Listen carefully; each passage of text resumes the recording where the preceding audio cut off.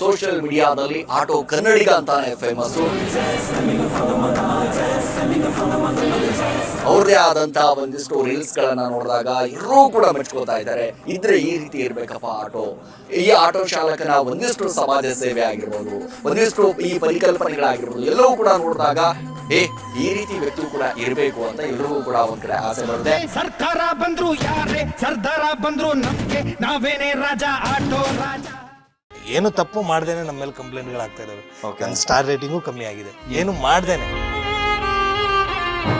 ಮತ್ತೆ ಇನ್ಬಾಕ್ಸ್ ಅಲ್ಲಿ ಬರ್ತಾ ಇರ್ತಾರೆ ಪದಗಳು ನಾಕ ನಾಕ ನಾಕ. ಆಟೋ ಚಾಲಕರು ಬಹಳ ಸಮಸ್ಯೆ ಇದೆ.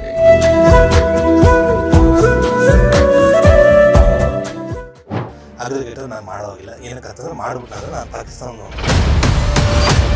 ಆಟೋ ಪಾಕಿಸ್ತಾನಿ ಆಟೋ ಅಲ್ಲ ತಲೆ ಹಿಡ್ಕ ಈ ರೀತಿ ಮಾತುಗಳು ಮಾಡ್ತಾರೆ. ಈಗ ಈ ಸಾಕಷ್ಟು ಫೇಮಸ್ ಆದ ನಂತರ ಒಂದಿಷ್ಟು ಜನಕ್ಕೆ ಏನಂದ್ಬಿಡ್ತಾರೆ, ಆಟೋ ಕನ್ನಡಿಗ ಸಿಕ್ಕಾಪಡೆ ದುಡ್ಡು ಮಾಡಿಬಿಟ್ಟಿದ್ದಾನೆ, ಹಾಗೆ ಮಾಡಿದ್ದಾನೆ, ಹೀಗೆ ಮಾಡಿದ್ದಾನೆ ಅನ್ನೋಂಥ ಮಾತುಗಳಿಗೆ ನಾವು ಕೇಳಿರ್ತೀವಿ.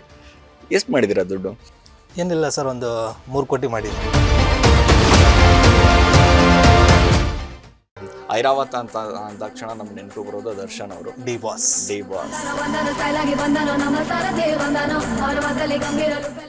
ಹಾಯ್ ಹಲೋ ನಮಸ್ಕಾರ.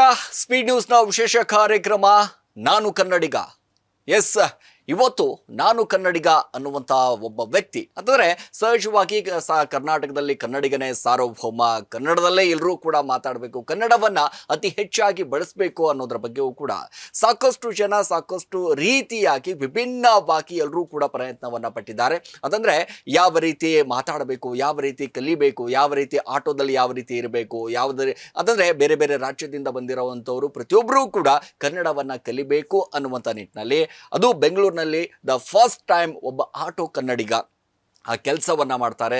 ಸಾಕಷ್ಟು ಅಂತಂದ್ರೆ ಸಮಾಜದಲ್ಲಿ ಯಾವ ರೀತಿ ನಾವು ಕನ್ನಡವನ್ನ ಕಲಿಬೇಕು ಅನ್ನೋದ್ರ ಬಗ್ಗೆಯೂ ಕೂಡ ಬಹಳಷ್ಟು ಅಂದ್ರೆ ಪ್ರತಿ ಹಂತ ಉದ್ದಕ್ಕೂ ಕೂಡ ತನ್ನದೇ ಆದಂಥ ಒಂದಿಷ್ಟು ಕನ್ನಡವನ್ನ ಕಲಿಸ್ಬೇಕು, ಕನ್ನಡಿಗರು ಎಲ್ಲರೂ ಕೂಡ ಕನ್ನಡಿಗರು ಆಗಬೇಕು ಅನ್ನುವಂಥ ಮನದಾಸೆಯನ್ನ ಇಟ್ಟುಕೊಂಡು ಅಬ್ಜು ಸುಲ್ತಾನ್ ಅವರು ಸಾಕಷ್ಟು ಪ್ರಯತ್ನವನ್ನ ಪಟ್ಟಿದ್ರು. ಈಗ ಸೋಷಿಯಲ್ ಮೀಡಿಯಾದಲ್ಲಿ ಆಟೋ ಕನ್ನಡಿಗ ಅಂತಾನೆ ಫೇಮಸ್ಸು. ಅವ್ರದೇ ಆದಂಥ ಒಂದಿಷ್ಟು ರೀಲ್ಸ್ಗಳನ್ನು ನೋಡಿದಾಗ ಎಲ್ಲರೂ ಕೂಡ ಮೆಚ್ಕೋತಾ ಇದ್ದಾರೆ. ಇದ್ರೆ ಈ ರೀತಿ ಇರಬೇಕಪ್ಪ ಆಟೋ.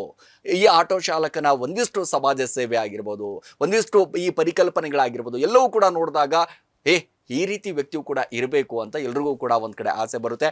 ಆ ಆಸೆಯ ಜೊತೆಗೆ ಇವತ್ತು ನಮ್ಮ ಸ್ಟುಡಿಯೋದಲ್ಲಿ ಆಟೋ ಕನ್ನಡಿಗ ನಮ್ಮ ಜೊತೆ ಇದ್ದಾನೆ. ಅವ್ರನ್ನ ಕಾರ್ಯಕ್ರಮಕ್ಕೆ ವೆಲ್ಕಮ್ ಮಾಡೋಣ. ಕಾರ್ಯಕ್ರಮಕ್ಕೆ ಸ್ವಾಗತ. ನಮಸ್ಕಾರ ಸರ್. ನಮಸ್ಕಾರ, ಹೇಗಿದ್ದೀರಾ? ಚೆನ್ನಾಗಿದ್ದೀನಿ ಸರ್. ತುಂಬ ಚೆನ್ನಾಗಿದ್ದೀರಾ, ತುಂಬ ಖುಷಿ ಆಗುತ್ತೆ. ಯಾಕಂದರೆ ಕನ್ನಡ ಅಂತಂದರೆ ನಮ್ಮೆಲ್ರಿಗೂ ಕೂಡ ಕನ್ನಡದ ಬಗ್ಗೆ ಒಂದಿಷ್ಟು ಗೊತ್ತು, ಅದರ ಗಾಂಭೀರ್ಯ ಏನು ಅನ್ನೋದ್ರ ಬಗ್ಗೆ ಕೂಡ ಅಂದರೆ ಪ್ರತಿಯೊಬ್ಬರೂ ಕೂಡ ಹೇಳಿಕೊಟ್ಟಿದ್ದಾರೆ. ಅದರಲ್ಲೂ ಕೂಡ ವಿಶೇಷವಾಗಿ ತಾವು ಕೂಡ ಕನ್ನಡದ ಪ್ರೀತಿ ಬಹಳಷ್ಟು ಇದೆ, ಆಟೋದಲ್ಲೇ ಆಗಿರ್ಬೋದು, ಎಲ್ಲ ಕಡೆ ಆಗಿರ್ಬೋದು. ಸೊ ಎಲ್ಲಿ ಅವರು ಮೂಲತಃ, ಏನು ಕತೆ, ನೀವು ಯಾಕೆ ಈ ಎಲ್ಲವೂ ಕೂಡ ಹೇಗೆ ಆರಂಭ ಆಯಿತು, ಎಲ್ಲಿಂದ ಸ್ಟಾರ್ಟ್ ಮಾಡಿದ್ರಿ ಅನ್ನೋದ್ರ ಬಗ್ಗೆ? ಖಂಡಿತ ಸರ್. ನಾನು ಮೂಲತಃ ಬಾಗಲಕೋಟೆ ಜಿಲ್ಲೆ ಇಳಕಲ್ನವನು. ಇಳಕಲಲ್ಲೇ ಹುಟ್ಟಿ ಬೆಳೆದು 7ನೇ ತರಗತಿವರೆಗೂ ಅಲ್ಲೇ ಓದಿದೆ. ಅದಾದ ಮೇಲೆ ವಿದ್ಯಾಭ್ಯಾಸ ಆಗಲಿಲ್ಲ ನಂದು. ಏನಂತಂದರೆ ನಮ್ಮ ತಂದೆ ತೀರ್ಕೊಂಡ್ಮೇಲೆ ಮನೆಯ ಜವಾಬ್ದಾರಿ ಬಂತು. ಮನೆಯ ಹಿರಿಮಗನಾಗಿ ಜವಾಬ್ದಾರಿನೆಲ್ಲ ನಾನು ತಗೋಬೇಕಾಯ್ತು.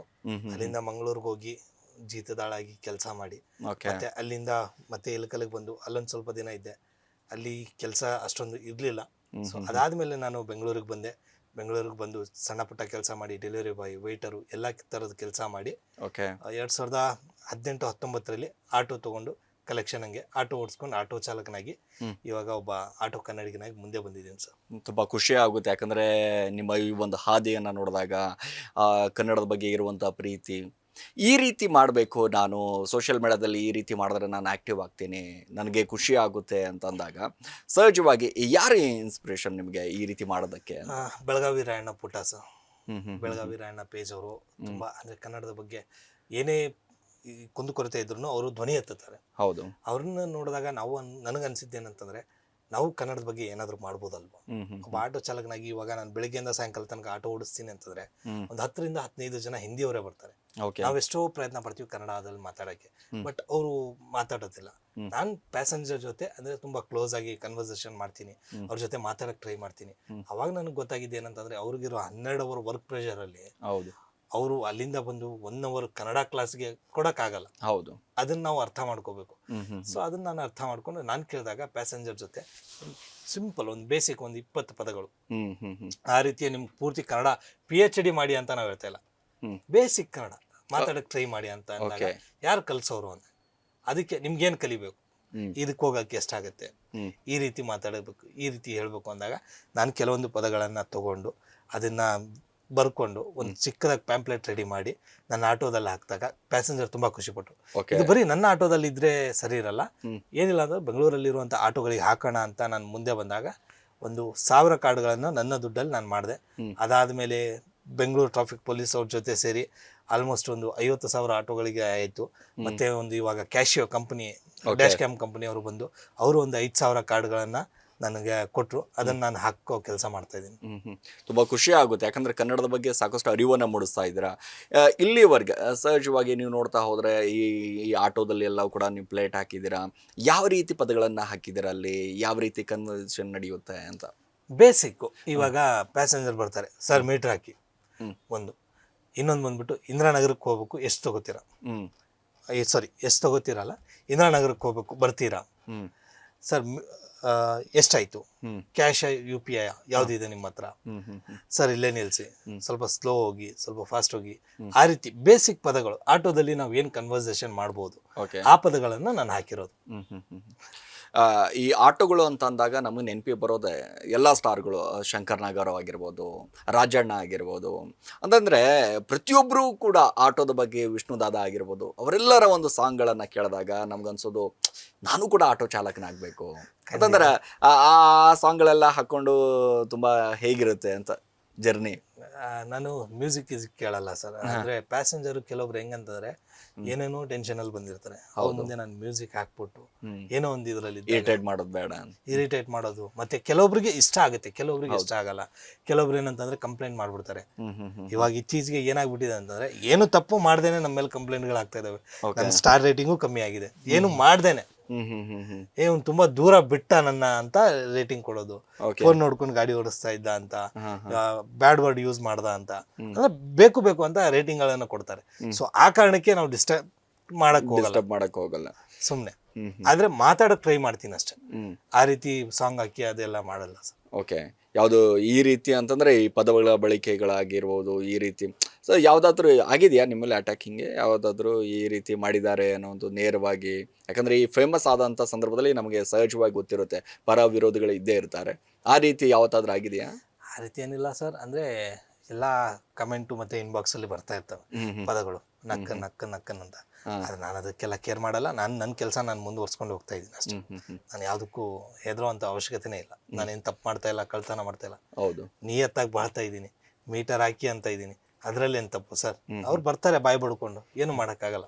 ಓಕೆ, ಈಗ ನೀವು ಮಾಡಿದ್ರಿಂದಾಗಿ ಈಗ ಕನ್ನಡವನ್ನ ಎಲ್ಲಾ ಕಡೆ ಪಸರಿಸ್ತಾ ಇದ್ದೀರಾ. ಎಷ್ಟು ಜನ ನಿಮ್ಗೆ ಗೊತ್ತಿರೋ ಹಾಗೆ ಎಷ್ಟು ಜನ ಕಲ್ತಿದ್ದಾರೆ ಅಂತ? ಮೊನ್ನೆ ಒಂದು ವಿಡಿಯೋ ಮಾಡಿದ್ದೆ, ಒಬ್ರು ಸೀನಿಯರ್ ಲೇಡಿ ಕನ್ನಡದಲ್ಲಿ ಮಾತಾಡೋಕೆ ಟ್ರೈ ಮಾಡಿದ್ರು. ಆ ವಿಡಿಯೋ ನಾನು ಪೂರ್ತಿ ರೆಕಾರ್ಡ್ ಮಾಡಿ ಹಾಕಿದ್ದೀನಿ. ಏನಿಲ್ಲ ಅಂತಂದ್ರು ಒಂದು 12 ನಿಮಿಷ ಕನ್ವರ್ಸೇಷನ್. ಅವ್ರಿಗೆ ಡ್ರಾಪ್ ಮಾಡಿದ್ದು ನಾನು ಬರೀ 15 ನಿಮಿಷ. ಅದರಲ್ಲಿ ಅವ್ರ ಜೊತೆ ಪೂರ್ತಿ ದಾರಿ ಉದ್ದಕ್ಕೂ ಅವರಿಗೆ ನಾನು ಎಷ್ಟಾಗುತ್ತೋ ಅಷ್ಟು ಕನ್ನಡ ಪದಗಳನ್ನ ಕಲ್ಸಕ್ ಟ್ರೈ ಮಾಡ್ತೀನಿ. ಆದ್ರೆ ನನಗೆ ಗೊತ್ತಿಲ್ಲ ಎಷ್ಟು ಜನ ಕಲ್ತಿದ್ದಾರೆ ಅಂತ, ಬಟ್ ನನ್ನ ಪ್ರಯತ್ನ ನಾನು ಮಾಡ್ತಾ ಇದ್ದೀನಿ. ಈಗ ನಿಮ್ಮ ಇನ್ಸ್ಟಾಗ್ರಾಮ್ ಓಪನ್ ಮಾಡಿ ನೋಡಿದಾಗ ಸಾಕಷ್ಟು ರೀಲ್ಸ್ಗಳನ್ನು ಮಾಡಿದ್ದೀರಾ ಕನ್ನಡದ ಬಗ್ಗೆ, ಕನ್ನಡದ ಹಾಡುಗಳ ಬಗ್ಗೆ. ವಿಷ್ಣುದಾದನ್ ಸಾಂಗ್ ಆಗಿರ್ಬೋದು, ಡಾಕ್ಟರ್ ರಾಜ್ಕುಮಾರ್ ಅವರ ಸಾಂಗ್ಗಳಾಗಿರ್ಬೋದು. ಸೊ ಇವೆಲ್ಲ ನೋಡಿದಾಗ ಈ ರೀತಿ ಮಾಡಬೇಕು ನಾನು ಡೈಲಿ, ಯಾಕಂದರೆ ಈಗ ಜೀವನ ನಡೆಸ್ಬೇಕಂದ್ರೂ ಕೂಡ ಪ್ರತಿದಿನ ಕೂಡ ನಾನು ಆಟೋ ಓಡಿಸ್ಲೇಬೇಕು. ಈ ರೀಲ್ಸ್ ಮಾಡಬೇಕಂದ್ರೂ ಕೂಡ ಸಮಾಜದಲ್ಲಿ ಒಂದಿಷ್ಟು ಬದಲಾವಣೆ ತರಬೇಕಾದ್ರೆ ಅದಕ್ಕೂ ಕೂಡ ಸಮಯ ಕೊಡಬೇಕು. ಯಾವ ರೀತಿ ಸಮಯ ಕೊಡ್ತೀರಾ?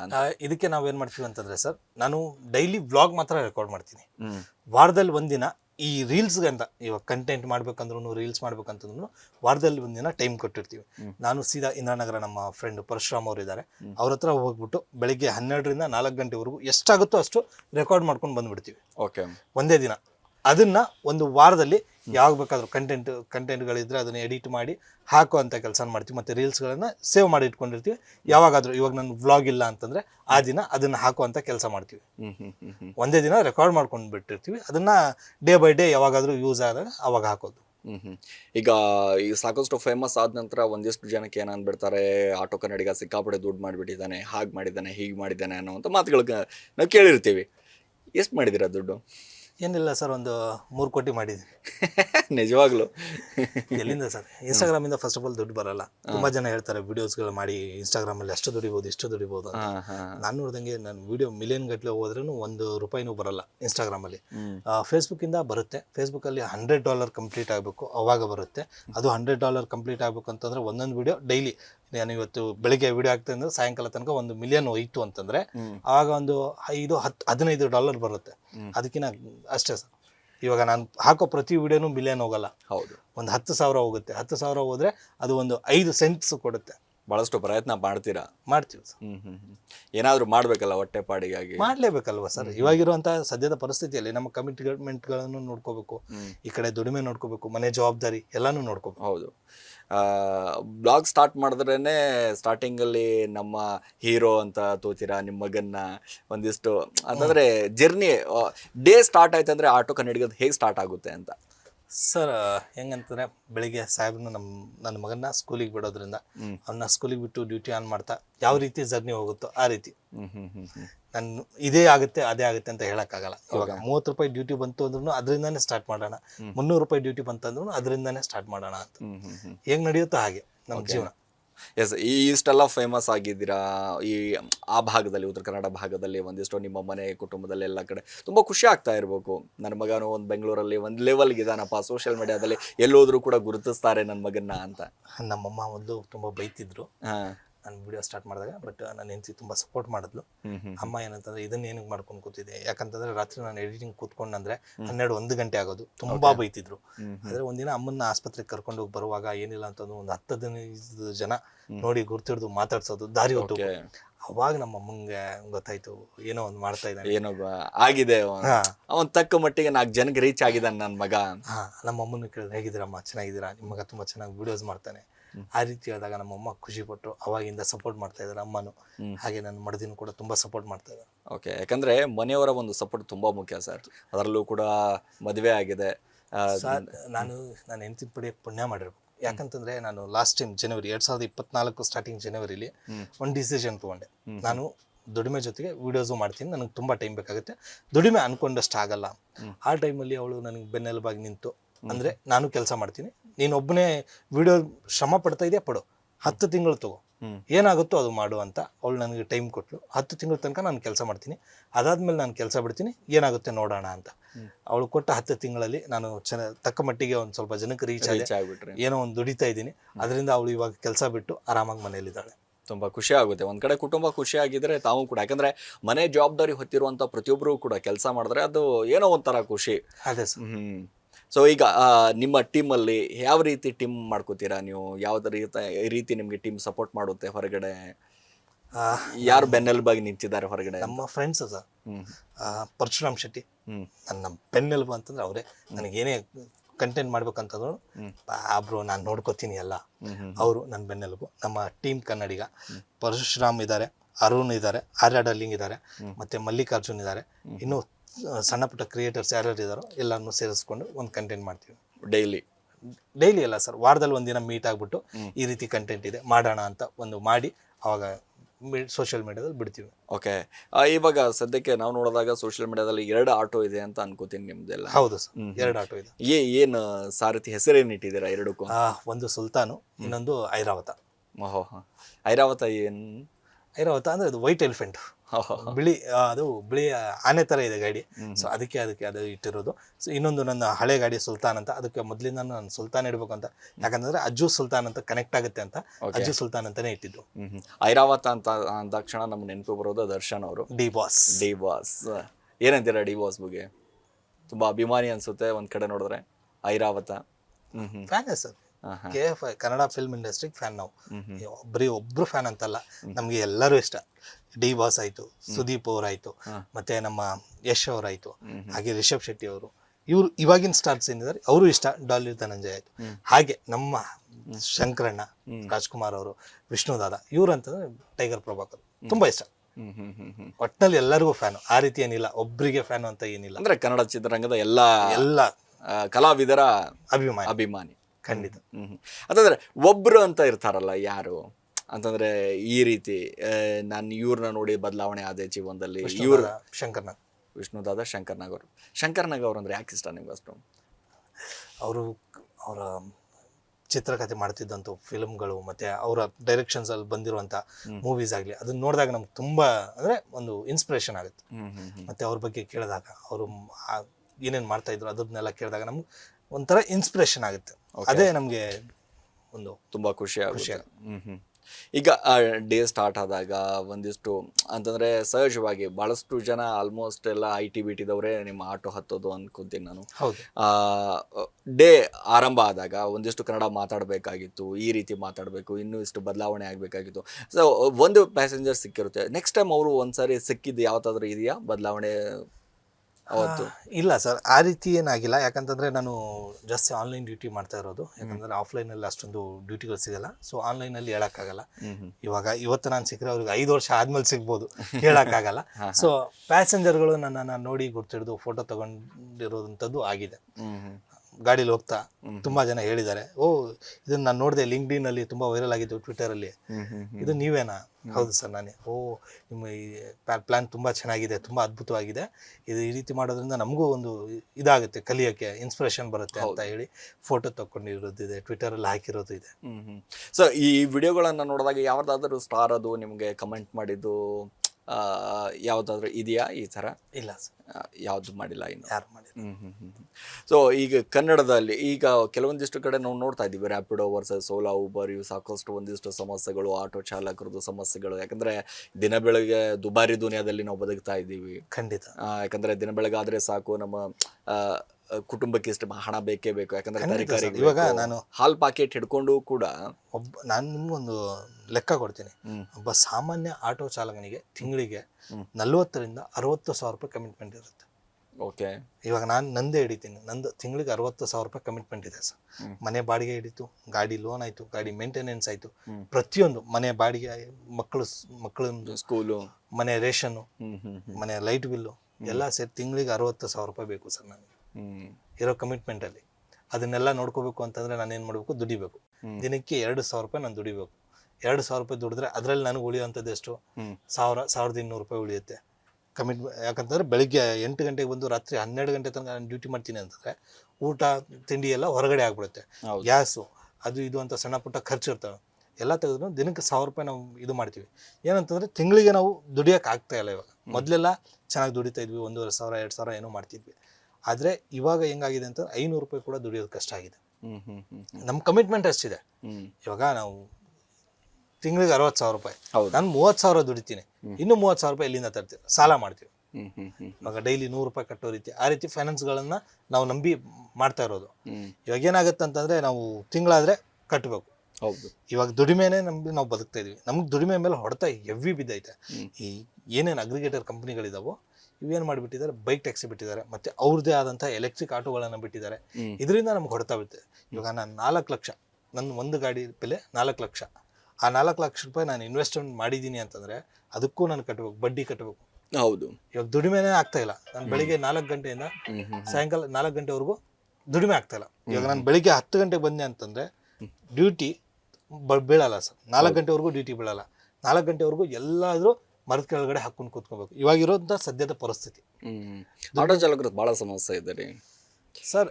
ಸಮಸ್ಯೆನ ಮಾಡ್ಕೊಂಡಿರೋದು ಕೂಡ ಆಟೋ ಚಾಲಕರೇ ಅನಿಸುತ್ತೆ. ನಿಜ.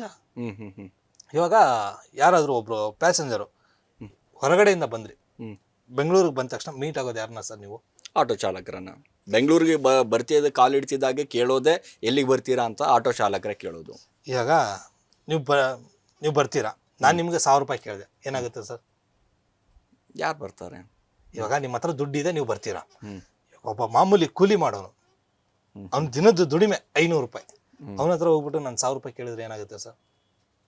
ಕೊಡಲ್ಲ, ಅವನು ಬರೋದೇ ಇಲ್ಲ, ನಂಬಿಕೆ ಹೋಗ್ಬಿಡುತ್ತೆ ಆಟೋ ಚಾಲಕ. ಅದು ಹೋಗಿದೆ ಸರ್. ಇಲ್ಲ, ಇವಾಗ ಆಟೋ ಚಾಲಕರಂದ್ರೆ ನಂಬಿಕೆನೇ ಇಲ್ಲ. ಫಸ್ಟ್ ಆಫ್ ಆಲ್ ಇವಾಗಿರುವಂತ ಸದ್ಯದ ಸ್ಥಿತಿಯಲ್ಲಿ ಏನಾಗಿದೆ ಅಂತಂದ್ರೆ ಕೆಲವೊಂದು ಸ್ಟ್ಯಾಂಡ್ಗಳಲ್ಲಿ, ಮೇನ್ ಸ್ಟ್ಯಾಂಡ್ಗಳಲ್ಲಿ ಇರುವಂತ ಆಟೋ ಚಾಲಕರು ಮಾಡುವಂತ ತಪ್ಪಿಗೆ ನಮಗೆ ಹೊಡೆತ ಬಿದ್ದಿದೆ.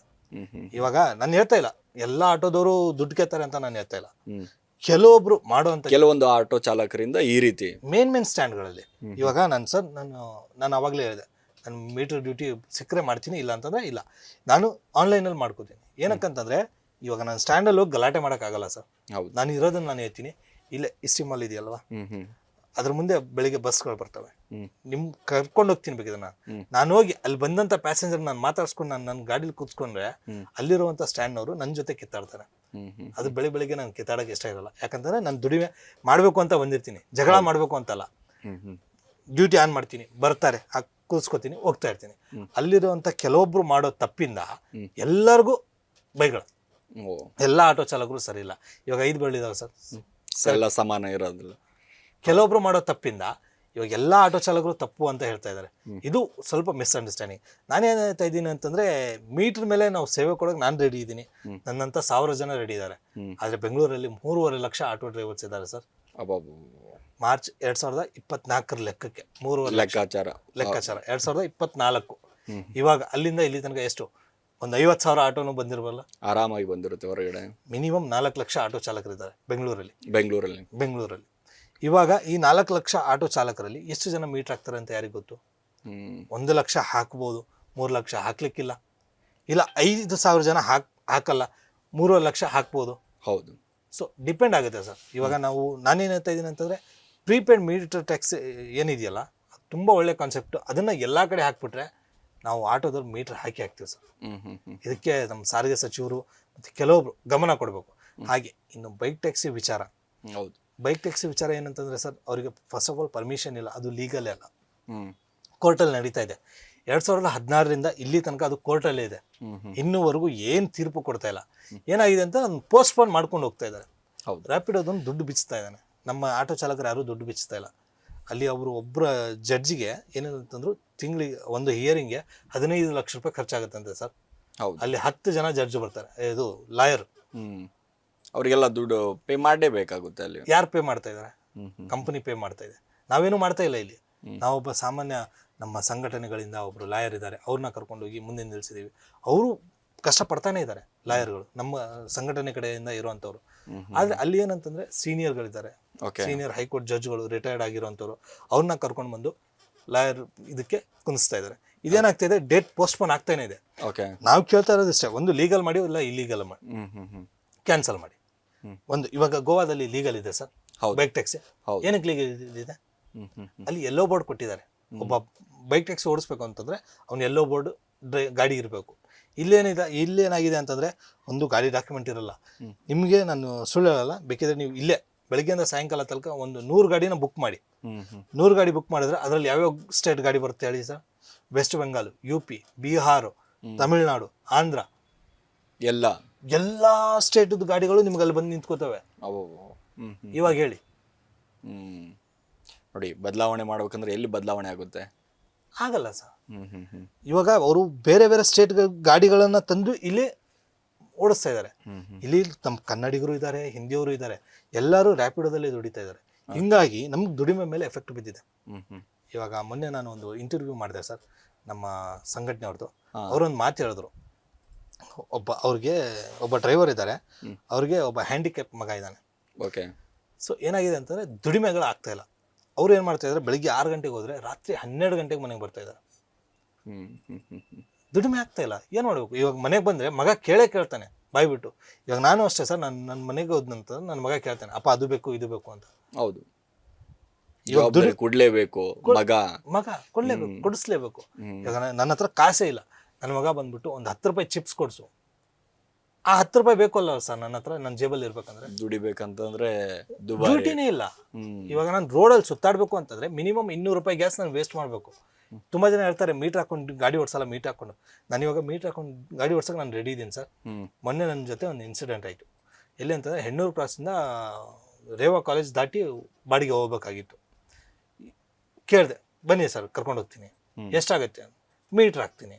ಇಲ್ಲ ಆದ್ರೂ ಎಷ್ಟಾಗುತ್ತೆ? 12 ಕಿಲೋಮೀಟರ್ ಸರ್, ಎಷ್ಟಾಗುತ್ತೆ? 180 ರೂಪಾಯಿ ಆಗುತ್ತೆ ಸರ್. 180 ರೂಪಾಯಿ ಆಗುತ್ತೆ ಅಂದ್ರೆ, ಇಲ್ಲ 150 ರೂಪಾಯಿ ಆದ್ರೆ ಬರ್ತೀನಿ, ಮೀಟರ್ ಹಾಕ್ತೀನಿ ಅಂತಂದ್ರು.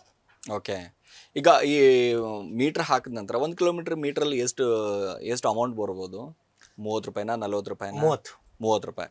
ಸೊ ಈಗ 30 ರೂಪಾಯಿ ಹಾಕಿದ್ರು ಕೂಡ ಕೆಲವೊಂದಿಟ್ಟು ಆಟೋ ಚಾಲಕರನ್ನ ನಾನು ಕೆಲವೊಂದಿಷ್ಟು ಹೋದಾಗ ಸರ್ ಈ 30 ರೂಪಾಯಿ ಮೇಲೆ 20 ರೂಪಾಯಿ ಎಕ್ಸ್ಟ್ರಾ ಕೊಡಬೇಕು ಅಂತ ಹೇಳ್ತಿರ್ತಾರೆ. ಅದು ಕೂಡ ನೋಡಿದ್ದೀನಿ ನಾನು. ಕೆಲವೊಬ್ರು ಇದಾರೆ ಸರ್, ಕೆಲವೊಬ್ರು ಇದಾರೆ. ಅದಂದ್ರೆ ಈ ಮೀಟರ್ ಎಷ್ಟಾಗುತ್ತೆ ಮೀಟರ್ ಮೇಲೆ 20 ರೂಪಾಯಿ ಜಾಸ್ತಿ ಕೊಡಬೇಕು ಅಂತ ಹೇಳ್ತಾರೆ, ಚಾರ್ಜ್ ಮಾಡ್ತಾರೆ. ಇಲ್ಲ ಸರ್, ನಾನು ಕೇಳಿದ್ದೀನಿ, ನಾನು ಸುಳ್ಳು ಅಲ್ಲ, ನಾನು ಸಾಚ ಅಂತ ನಾನು ಹೇಳ್ಕೊಳ್ಳ, ನಾನು ಕೇಳಿದ್ದೀನಿ. ಲಗೇಜ್ಗಳಿದ್ರೆ, ಹೌದು, ಪ್ಯಾಸೆಂಜರ್ ಜಾಸ್ತಿ ಇದ್ರೆ, ಒಬ್ರು ಪರ್ಸನ್ ಜಾಸ್ತಿ ಇದ್ರೆ, ಲಗೇಜ್ಗಳು ಜಾಸ್ತಿ ಇದ್ರೆ, ಸರ್ 20 ರೂಪಾಯಿ ಎಕ್ಸ್ಟ್ರಾ ಕೊಡಿ. ಈಗ ಓಲಾ ಉಬರ್ದೆ ಏನ್ ಕತೆ ಹೇಗಿದೆ? ಏನಿಲ್ಲ ಸರ್, ಎಲ್ಲದು ಅದೇಗಳು. ಯಾವ್ದ್ರಲ್ಲೂ ಡ್ಯೂಟಿಗಳಿಲ್ಲ, ದುಡಿಮೆ ಆಗ್ತಾ ಇಲ್ಲ, ದುಡಿಮೆ ಮೇಲೆ ಎಫೆಕ್ಟ್ ಬಿದ್ದಿದೆ. ಅವ್ರದ್ದೇ ಇವಾಗ ಎಲೆಕ್ಟ್ರಿಕ್ ಆಟೋಗಳು ಬರ್ತಾ ಇದಾವೆ. ಓಕೆ, ರ್ಯಾಪಿಡೋದೊಂದು 3,000 ಆಟೋಗಳಿದಾವೆ sir. Okay, first of all bulk registration cancel ಆಗಿದೆ, ಆದ್ರೂ ಅವ್ರು ಬಲ್ಕ್ ರಿಜಿಸ್ಟ್ರೇಷನ್ ಮಾಡಿಸ್ತವ್ರೆ. ಇದರಿಂದ ನಮಗೆ ಹೊಡೆತ ಬಿದ್ದಿದೆ, ದುಡಿಮೆ ಇಲ್ಲ. ಅವ್ರದ್ದೇ ಎಲೆಕ್ಟ್ರಿಕ್ ಕಂಪ್ನಿಗೆ ಆಟೋಗಳನ್ನು ತಂದು ಬಿಟ್ಟಿದ್ದಾರೆ. ಇವಾಗ ಸ್ವಂತ ಆಟೋ ಇರೋರು ಬಾಯ್ ಬಿಡ್ಕೊತಾ ಇದ್ದಾರೆ, ಡ್ಯೂಟಿಗಳಿಲ್ಲ, ದುಡಿಮೆ ಇಲ್ಲ ಅಂತ. ಇವಾಗ ನೀವು ಬೇಕಿದ್ರೆ ನಾನು ಸುಳ್ಳು ಹೇಳ್ತಾ ಇಲ್ಲ, ಇಲ್ಲೇ ನೀವು RT ನಗರದಲ್ಲೇ ಒಂದು 10 ರೌಂಡ್ ಹೊಡೀರಿ, ಎಲ್ಲಾದ್ರೂ 4, 5 ಆಟೋಗಳು ನಿಂತಿರ್ತವೆ. ಹೌದೌದು, ದುಡಿಮೆ ಇಲ್ಲದೆ. ಓಕೆ, ಈಗ ಇದನ್ನ ಹೊರತುಪಡಿಸಿ ನಾವು ನೋಡ್ತಾ ಹೋದಾಗ ಸೋಷಿಯಲ್ ಮೀಡಿಯಾದಲ್ಲಿ ಸಿಕ್ಕಾಪಡೆ ಆಕ್ಟಿವ್ ಆಗಿದ್ದೀರಾ. ಸಾಕಷ್ಟು ಕಡೆ ನಿಮ್ಗೆಲ್ಲರಿಗೂ ಕೂಡ ಪ್ರಮೋಷನ್ ಮಾಡೋಕೆ ಕರೆಸಿದಾರ ಎಲ್ಲಾದರೂ? ಇಲ್ಲ ಸರ್, ಯಾರು ಕರ್ಸಲ್ಲ. ಒಬ್ಬ ಆಟೋ ಚಾಲಕನಿಗೆ ಯಾರು ಸರ್ ಕೊಡ್ತಾರೆ ಪ್ರಮೋಷನ್? ಕೊಟ್ಟರೆ ಅಗ್ರಿಗೇಟರ್ ಕಂಪ್ನಿಗಳು ಕೊಡಬೇಕು. ಅಗ್ರಿಗೇಟರ್ ನಾನು ಮಾಡೋವಾಗಿಲ್ಲ. ಏನಕ್ಕಂತಂದ್ರೆ ಮಾಡ್ಬಿಟ್ಟು ಅಂದ್ರೆ ನಾನು ಪಾಕಿಸ್ತಾನದವನು, ಆಟೋ ಪಾಕಿಸ್ತಾನಿ, ಇವನು ಆಟೋ ಅಲ್ಲ, ತಲೆ ಹಿಡುಕ, ಈ ರೀತಿ ಮಾತುಗಳು ಬರ್ತವೆ. ನನಗೆ ಆಫರ್ ಅಂದರೆ ಬೆಟ್ಟಿಂಗ್ ಆಫರ್ಗಳು ಬರ್ತವೆ ಸರ್ ತುಂಬ. ನನಗೆ ಬೆಟ್ಟಿಂಗ್ ಮಾಡೋಕ್ಕೆ ಇಷ್ಟ ಇಲ್ಲ. ಹೌದು, ಯಾಕಂತಂದರೆ ನಾನು ನಮ್ಮ ಚಾಲಕ ವರ್ಗನ ಮತ್ತು ನನ್ನ ಫಾಲೋ ಮಾಡ್ತಿರೋಂಥ ಫಾಲೋವರ್ಸ್ನ ಬಾವಿಗೆ ತಳ್ಳೋನಲ್ಲ. ಕರೆಕ್ಟಾ, ಅದರಲ್ಲಿ ಪಾಯಿಂಟ್ ಇದೆಯಾ ನೋಡ್ತೀನಿ, ಪಬ್ಲಿಕ್ಕಿಗೆ ಯೂಸ್ ಆಗುತ್ತಾ ಅಂಥದ್ದನ್ನು ನಾನು ಮಾಡ್ತೀನಿ. ಅದು ಬಿಟ್ಟು ಈ ಕಾಸು ಕೊಡ್ತಾರೆ ಅಂತ ಸಿಕ್ಕಿದ್ದನ್ನು ಮಾಡೋಕ್ಕೆ ಹೋಗಲ್ಲ ಸರ್. ಅದೇ ಅಂದರೆ ಈ ಬೆಟ್ಟಿಂಗು, ಈ ತೀನ್ಪತಿ ಕೆಲವೊಂದಿಟ್ಟು ಬರ್ತಾವಲ್ಲ, ಅಂದರೆ ಸಮಾಜಕ್ಕೆ ಯಾವುದು ಮಾರಕ ಇದೆ ಯಾವುದೇ ರೀತಿಯಾಗಿ ಅದ ರೀತಿ ಪ್ರಮೋಷನ್ ಮಾಡಲ್ಲ ಸರ್. 1 ಲಕ್ಷ ಕೊಟ್ಟರು ಅಷ್ಟೇ, ಕೋಟಿ ಕೊಟ್ಟರು ಅಷ್ಟೇ, ನಾನು ಮಾಡಲ್ಲ. ನನಗದು ಇಷ್ಟನೂ ಇಲ್ಲ. ಓಕೆ, ಯಾಕಂದರೆ ನಾನು ದುಡಿಮೆ ಮಾಡೋನು ಸರ್. ನಾಳೆ ದಿನ ನಾನು ಆಟೋದಲ್ಲಿ ಹೋಗ್ತಾ ಇರ್ತೀನಿ, ಯಾರೋ ಒಬ್ಬ ನಾನು ಮಾಡಿರುವಂಥ ವಿಡಿಯೋದಿಂದ ನೋಡ್ಬಿಟ್ಟು ಅವ್ನಿಗೇನೋ ಲಾಸ್ ಆಯಿತು, ನಾಳೆ ದಿನ ಬಂದ್ಬಿಟ್ಟು ಕಾಲರ್ ಹಿಡಿದು ಕೇಳಿದ್ನಂದ್ರೆ ಯಾರ್ದು ಸರ್ ಮರ್ಯಾದೆ ಹೋಗೋದು? ನನಗೆ ಬೇಕಾಗಿಲ್ಲ, ಅದೆಲ್ಲ ಬೇಕಾಗಿಲ್ಲ. ಓಕೆ, ಸದ್ಯಕ್ಕೆ ಹೇಗಿದೆ ಪರಿಸ್ಥಿತಿ ಇವಾಗ? ಚೆನ್ನಾಗಿದೆಯಾ? ಇದೆ ಸರ್, ಒಂದು ಲೆಕ್ಕದಲ್ಲಿ. ಅಭಿಮಾನಿಗಳು ಹೇಗಿದ್ದಾರೆ? ಎಲ್ಲರೂ ಚೆನ್ನಾಗಿದ್ದಾರೆ ಸರ್. ಏನು ಹೇಳಕ್ ಬಯಸ್ತೀರಾ ಅಭಿಮಾನಿಗಳಿಗೆ? ಏನಿಲ್ಲ ಸರ್, ಸಪೋರ್ಟ್ ಮಾಡ್ತಾ ಇದ್ದಾರೆ, ಅದೇ ನಮ್ಗೆ ಖುಷಿ. ಒಬ್ಬ ಸಾಮಾನ್ಯ ಆಟೋ ಚಾಲಕನಿಗೂ ಸಪೋರ್ಟ್ ಮಾಡ್ತಾ ಇದ್ದಾರೆ, ಅದು ನಮ್ಗೆ ಖುಷಿ. ತುಂಬ ಜನ ಕಂಟೆಂಟ್ ಕ್ರಿಯೇಟರು ಕಷ್ಟಪಟ್ಟು ಏನೇನೋ ಮಾಡ್ತಾ ಇದ್ದಾರೆ, ಅಂಥವ್ರಿಗೆ ಸಪೋರ್ಟ್ ಮಾಡಲೇಬೇಕಲ್ವ ಸರ್. ಓಕೆ, ಒಳ್ಳೆಯದಾಗಲಿ. ಥ್ಯಾಂಕ್ ಯು ಸೋ ಮಚ್ ಇಷ್ಟೊತ್ತು ಸಮಯ ಕೊಟ್ಟಿದ್ದಕ್ಕೆ. Thank you sir. ಎಸ್, ನೋಡಿದ್ರಲ್ಲ ಆಟೋ ಕನ್ನಡಿಗನ ಮಾತುಗಳನ್ನು. ಯಾಕಂದರೆ ಕನ್ನಡ ಕೇವಲ ನಾವು ಮಾತಾಡೋದಲ್ರಿ, ಎಲ್ರಿಗೂ ಕೂಡ ಅಂದರೆ ನಮ್ಮ ರಾಜ್ಯಕ್ಕೆ ಯಾರ್ಯಾರು ಬರ್ತಾರೆ ಅವರೆಲ್ಲರಿಗೂ ಕೂಡ ಕನ್ನಡವನ್ನು ಕಲಿಸುವಂಥ ಪ್ರಯತ್ನವನ್ನು ಮಾಡ್ತಾ ಇರೋದು ಆಟೋ ಕನ್ನಡಿಗ ಅಂತಲೇ ಹೇಳ್ಬೋದು. ಯಾಕಂದರೆ ಕನ್ನಡವನ್ನು ಕಲಿಸಿ, ಕನ್ನಡವನ್ನು ಉಳಿಸಿ, ಕನ್ನಡವೇ ನನ್ನ ಉಸಿರು, ಕನ್ನಡವೇ ನನ್ನ ಹಸಿರು ಅನ್ನುವ ಮಾತುಗಳನ್ನು ನಾವು ಕೇಳಿದ್ದೀವಿ. ಬರೀ ಮಾತಾಡಿದ್ರೆ ಸಾಲದಲ್ಲ, ಎಲ್ರಿಗೂ ಕೂಡ ಕನ್ನಡವನ್ನು ಕಲಿಸುವಂಥ ಕೆಲಸವನ್ನು ಆಟೋ ಕನ್ನಡಿಗ ಮಾಡ್ತಾ ಇದ್ದಾರೆ ಅಂತಲೇ ಹೇಳ್ಬೋದು. ಎಸ್, ಇದಾಗಿತ್ತು ಇವತ್ತಿನ ವಿಶೇಷ. ನಿರಂತರ ಸುದ್ದಿಗೆ ನೋಡ್ತಾ ಇರಿ ಸ್ಪೀಡ್ ನ್ಯೂಸ್ ಕನ್ನಡ. ಸುದ್ದಿ ನಿಮ್ಮದು, ವೇಗ ನಮ್ಮದು.